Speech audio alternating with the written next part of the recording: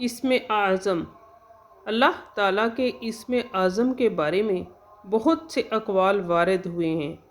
بعض نے کہا بسم اللہ الرحمن الرحیم ہے، بعض کے نزدیک ہو ہے، بعض کے نزدیک الحی القیوم ہے، بعض نے فرمایا کہ مالک الملک ہے، بعض کے نزدیک کلمہ توحید ہے، بعض کے نزدیک اللہ الذی لا الہ الا هو رب العرش العظیم ہے۔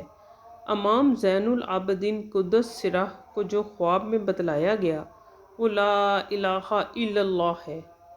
بعض نے کہا کہ وہ اسماء حسنہ میں مخفی ہے، بعض کے نزدیک اللہم ہے، بعض کے نزدیک الف لام میم ہے۔ بہر صورت بہت سے اقوال ہیں۔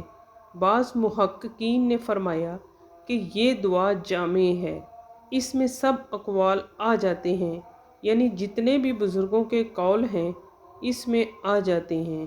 دعا یہ ہے: بسم اللہ الرحمن الرحیم، اللہم انی اسألک بأن لک الحمد لا الہ الا انت یا حنان یا منان یا بدیع السماوات والارض یا ذا الجلال والاکرام یا خیر الوارثین یا ارحم الراحمین یا سمیع الدعا یا اللہ یا اللہ یا عالم یا سمیع یا علیم یا حلیم یا مالک الملک یا مالک یا سلام یا حق یا قدیم یا قائم یا غنی یا محیط یا حکیم یا علی یا قاہر یا رحمان یا رحیم یا سریع